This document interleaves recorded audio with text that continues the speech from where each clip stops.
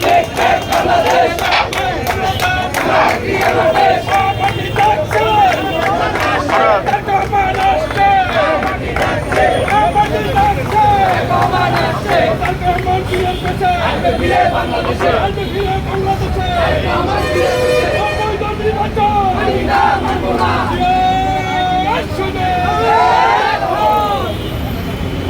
রৌদ্রে উত্তপ্ত শ্রমজীবী মানুষকে বিশুদ্ধ পানি, স্যালাইন ইত্যাদি সামগ্রিক বিতরণের এটি একটি অনুষ্ঠান বিএনপি ঢাকা মহানগর উত্তরের 37-38 নম্বর ওয়ার্ডে এই অনুষ্ঠানে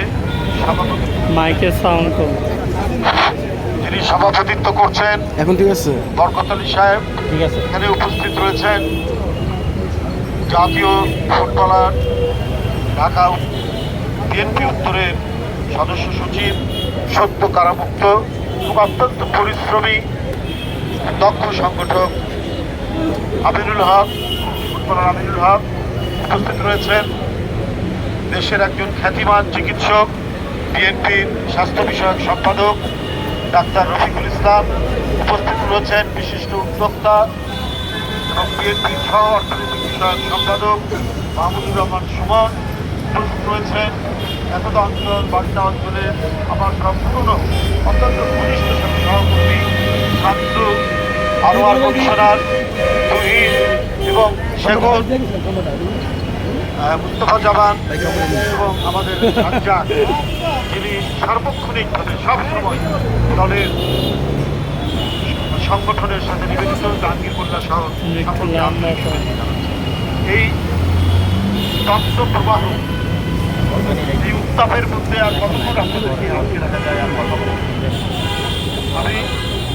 আমি সংক্ষেপে করার চেষ্টা করবো। অল্প কথা করতে যে কথাগুলোতে বলাই হয়েছে যে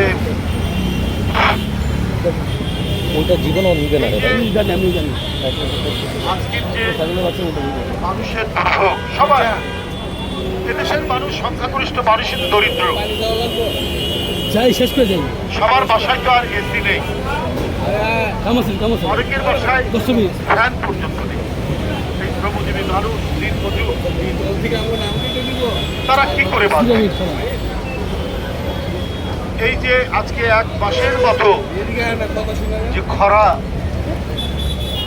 যে অগ্নি প্রবাহ, আগুনের মনে হচ্ছে স্রোত বয়ে যাচ্ছে সারা বাংলাদেশে, এগুলোর জন্য পূর্ব প্রস্তুতি থাকা, এইটা এই সরকার কোনোদিনই তারা এটা মনে করে না যে আমাদের একটা প্রস্তুতি থাকা দরকার। আপনি যদি কথা বলেন, ওবায়দুল কাদের সাহেব 3টা ডিগবাজি দিয়ে অনর্গল মিথ্যা কথা বলে যাবেন, অনর্গল মিথ্যা কথা বলে যাবেন। এই যে 1 মাস হয়ে গেল, এখানে এই শ্রমজীবী মানুষকে বাঁচানোর জন্য তো একটা সরকারি পদক্ষেপ থাকতে পারে। তীব্র গরমের মধ্যে মানুষের নিত্য কিছু নানা ধরনের রোগ হতে পারে।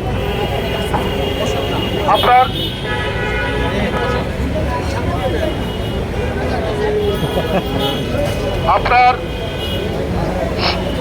সময়, কাজের সময় আপনার ভিন্ন করা যেতে পারে।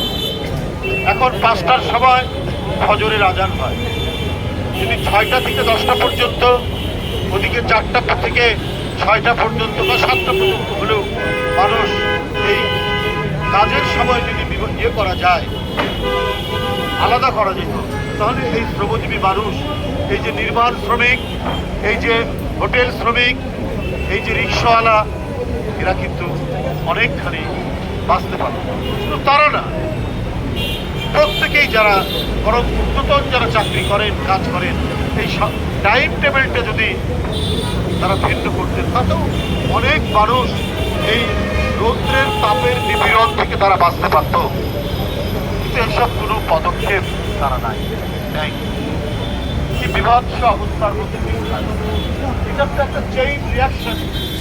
নানাভাবে আমাদের গরু উৎপাদন, এই গরু উৎপাদনের জন্য সেচ লাগে, সে সেচের পানি পাচ্ছে না। আজকে দিনাজপুর অঞ্চল ঠাকুরগাঁ অঞ্চল পঞ্চগড়ে আমরা শুনেছি যে সেচের জন্য যে ডিপ টিউবওয়েল ব্যবহার করছে সেই ডিপ টিউবওয়েলে পানি উঠছে, এসবের তো অল্টারনেটিভ ব্যবস্থা করেনি।